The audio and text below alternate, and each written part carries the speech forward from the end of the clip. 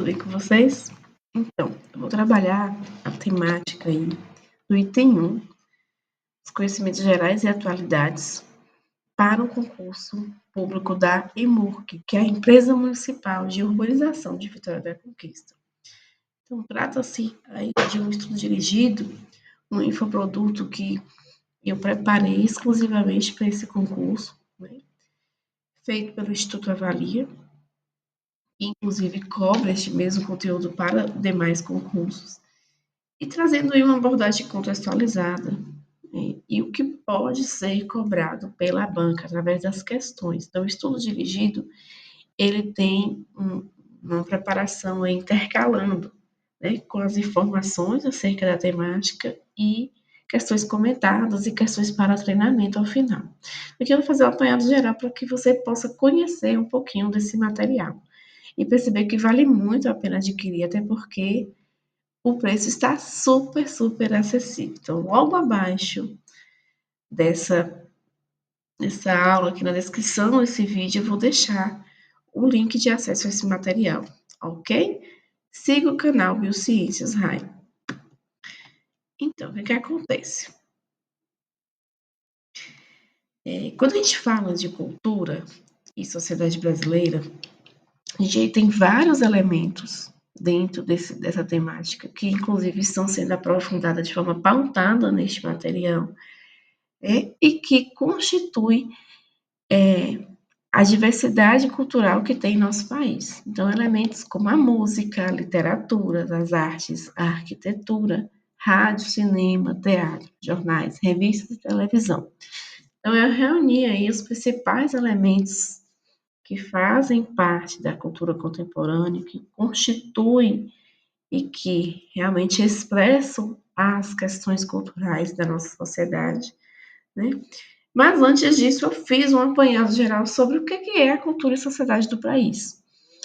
E aí a gente tem que entender, né, que a cultura ela é resultante da miscigenação, ou seja, a mistura, o entrelace de diferentes povos que viveram e que, na verdade, vivem no nosso país, né, desde o início da história da colonização. Então, a cultura ela é considerada um dos mais diversificados tipos de atuantes em todo o mundo, porque no nosso país ela é formada por diferentes grupos sociais. Inclusive, isso aqui pode ser ponto de cobrança da prova, né? Quais são os diferentes grupos sociais que incluem para a formação da cultura e da sociedade brasileira? Então, nós temos os indígenas, que são os povos originários do nosso país, os africanos, que foram os povos trazidos para a escravidão, os próprios portugueses, os povos que desbravaram essa terra e, posteriormente, mais especificamente após a abolição da escravatura, os imigrantes, especialmente os imigrantes europeus, que vieram aí para trabalhar, para poder realmente alavancar a questão econômica do país, né? Então, a cultura hoje ela é uma grande fonte de inspiração, porque ela tem traços de todos esses grupos sociais, né?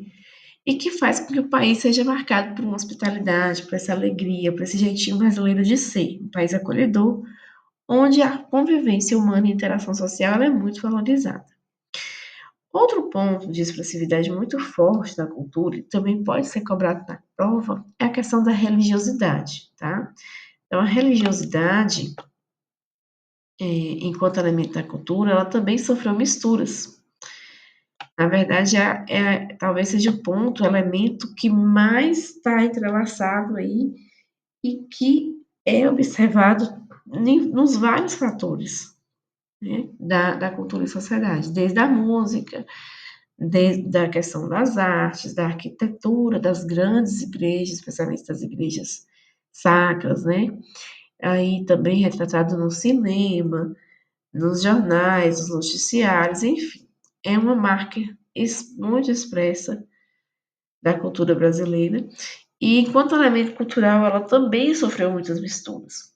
É um ponto aí de muita, muita miscigenação, formando hoje o que chamamos de sincretismo religioso, o qual reúne elementos do cristianismo com o candomblé, com umbanda, com vários cultos indígenas, entre outros. E, na verdade, já se trata da questão da mistura de crenças, formando a verdadeira concepção da religião de modo plural. Então, é interessante prestar atenção nessa questão, tá? Pode ser que a banca venha cobrar muito dessa questão da religiosidade, certo? E aqui, tudo bem? Não deixe de seguir o canal, tá, galera? Não deixa. Perceba que essa aula tem uma parte tradutora muito legal para este concurso, mas não vamos ficar só nisso. O material do estudo dirigido, ele vai tratar sobre os passo a passo de todos esses elementos que pode ser cobrado com questões comentadas, tá? Então, dando continuidade a essa questão, nós temos aqui que a cultura, ela precisa considerar essa mistura, né? Precisa considerar essa miscigenação. Ela sofre influência a vários fatores. Além dela ter que considerar isso, ela também tem a questão de outras interferências. No nosso país, em especial no Brasil, a grande dimensão do território e as condições climáticas, tá, gente? O que que acontece? O fato da cultura lidar com a forma de hábitos, de comportamentos, com a forma como vocês vivem e o jeito de lidar com a sua terra faz com que a gente tenha a formação de hábitos, a formação de comportamentos que são inerentes àquele lugar. Então, como o país é super grande, né, em termos territoriais que eu estou falando mesmo, a forma como um nordestino lida com a terra, que tem um clima mais seco, a falta de chuva é totalmente diferente com o pessoal do sul, que tem ali um pouco mais de frio, de temperaturas mais amenas, né? Diferente também da região centro-oeste e por aí vai. Então, isso determina os hábitos, tá? Talvez aqui seja o ponto central. Isso determina os hábitos. É bem interessante a gente perceber isso, porque pode ter questões que vêm perguntar sobre essa forma de interpretação e a gente entendendo que, além dos elementos serem diversificados devido à miscigenação, a forma como cada um lida com o seu território, com as suas condições climáticas, vai formar a identidade cultural de um determinado lugar, de uma determinada região, né? Então, a gente já sabe que ela nasceu a partir dos povos indígenas, que já eram povos originários e que habitavam o nosso território, e mais à frente, com os portugueses trazendo os africanos para a escravidão, e a mistura também de imigrantes levou o que a gente tem hoje de forma plural, e também uma mistura aí de não somente hábitos, não somente a forma de lidar com a terra, né, mas com a questão mesmo dos elementos que a gente vai estudar mais aprofundado lá no estudo dirigido, que é a questão dos cultos, da culinária, como foi a música, né, a forma de escrever e por aí vai. Então, por fim, já no século XIX, o Brasil ele vivenciou esse processo de migração que trouxe também mais aí da cultura europeia, beleza? Isso aqui, gente, são as características assim gerais do que pode ser cobrado com relação à cultura, tá? E do que pode ser trabalhado, interpretado de forma introdutória acerca da temática que a gente está estudando. Bom, para concluir essa parte teórica, nós temos que atualmente, ela ainda sofre diversas influências, tá? Como que a cultura sofre influência, Raíssa? Na contemporaneidade, ou seja, no momento atual, especialmente na questão da cultura musical. Então, assim, a influência musical que vem da forma popular de ser, né, das periferias das grandes cidades, dos tradicionais formas de lidar com o campo. Isso tem sido transmitido de geração em geração no nosso país. Aqui tem uma questão da banca da Avalia, tá, gente, do Instituto Avalia, que inclusive foi para professor de artes, não, uma questão bastante específica, mas eu fiz questão de trazer, né, justamente por isso. Porque, na verdade, quando se trata do conteúdo de cultura e sociedade brasileira, lógico, você precisa ter um pouco de embasamento, bastante leitura geral, leitura de conhecimentos gerais, mas marcado também por uma questão básica de interpretação, né? Entender o que a questão quer. Então, o estudo avalia normalmente tem questões assim, com enunciados muito grandes, mas que lá no finalzinho você vai ver um detalhe que pode mudar e que normalmente ela pede o objetivo do enunciado que ela trouxe, certo? Até aqui tudo bem? Então vamos lá, vou fazer a leitura, né, para a gente encerrar aqui com a conclusão da, do objetivo, do que a questão quer. Então ela diz assim: na tessitura folclórica, compreendemos as expressões pulsantes da cultura popular, as quais singularizam a identidade social de um povo. O folclore, desdobrando-se em uma multiplicidade de derives, materializa-se não somente de modo coletivo, mas também em instâncias singulares, engendrando um devir que percorre os territórios do costume e da tradição, sendo uma linha de fuga que se projeta na transmissão geracional. Nesse emaranhado de acontecimentos, o folclore torna-se o vetor condutor que conecta temporalidades, entrelaçando passados e presentes em uma dança rizomática, perpetuando os ritmos culturais em um constante devir ancestral. Entre os muitos mitos da religião sul-mato-grossense está o da figura frequentemente associada à proteção dos peixes e à superstição de afetar a pesca. Ou seja, está falando que existe uma figura que está associada à proteção dos peixes e também a uma superstição de afetar a pesca, certo? Ponto.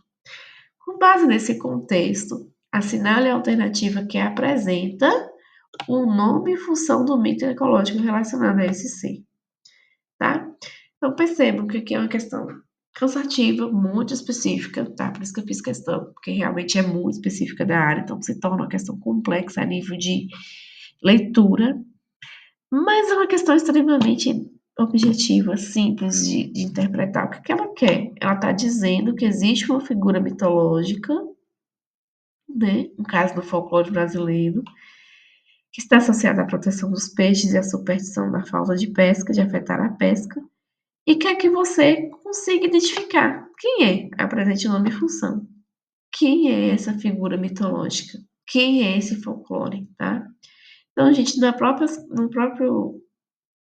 próprias alternativas, né, melhor dizendo, nós temos a resposta, tá? Quando ele coloca aqui, ó, essa questão de proteção dos peixes e a superstição de afetar a pesca, você já mata a charada na hora, tá? Porque vai estar dizendo isso na alternativa.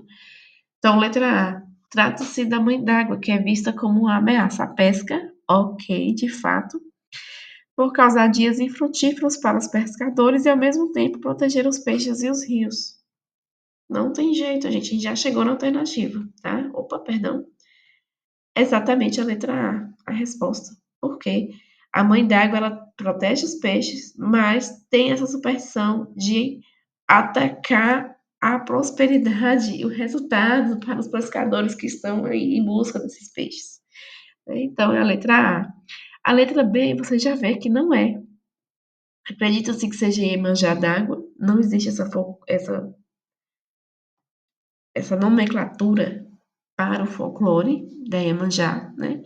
E ela também não seria uma aliada dos pescadores, porque não é isso que o enunciado fala. Letra C. Trata-se da presença da mãe d'água, que é vista como neutra e sem influência significativa na pesca. Não, gente, é a mãe d'água, né? Mas ela tem influência na pesca. Ela ataca essa prosperidade, esse retorno que os pescadores esperam, né, ao fazer uma pesca. Então, não é a letra C. A letra D. Mãe d'água é o nome da figura mitológica, tá? Ela é considerada um sinal de má sorte e indica escassez de peixe na região. No entanto, defende os pescadores dos perigos locais. É o contrário, tá? Ela indica escassez de pesca e defende os peixes. Então, não é a letra D também por isso. E letra E, trata-se da Yara d'água, que é percebida como um ser mítico sem relação com as atividades de pesca. Também tá errado, né? E, na verdade, essa Yara d'água também não é um folclore associado. Então, quando você vai estudar a questão de folclore, por exemplo, você vai percebendo quais são os termos que são associados a cada figura, né? Mas, de uma forma geral, por exclusão, a gente chega aqui na alternativa correta, quando a gente entende o que a questão quer. Porque lá no início eu falei para você que a figura social está relacionada à proteção dos peixes e a superstição de afetar a pesca. Então, vale, gente, uma questão de interpretação detalhada, um cuidado ao responder, né? Por eliminação, você consegue chegar, sim, à alternativa correta, né? O Instituto Avalia, ele não é esse bicho de sete cabeças, tá? O que eu tenho para você? Lá no meu, na descrição do vídeo, aqui no canal, você tem mais acessos a esse material de estudo dirigido, esse super acessível, tá? Em que você pode estar comprando e treinando mais questões comentadas. Tem mais questões comentadas nas entrelinhas da parte textual e mais 10 questões para você treinar acerca do conteúdo, certo? Então, gabarito letra A é a alternativa que mostra o nome e a função do mito ecológico descrito no texto. Mãe d'água, que no folclore da cultura nacional é uma ameaça à pesca, mas protege os rios, tá? Então, gostaria que você seguisse aí o canal, fizesse a sua inscrição. Se você gostou, mas não vai adquirir o material e queira também contribuir com qualquer valor, aí está o QR Code para isso, tá? Desde já eu te agradeço de montão. Valeu, boa prova para você.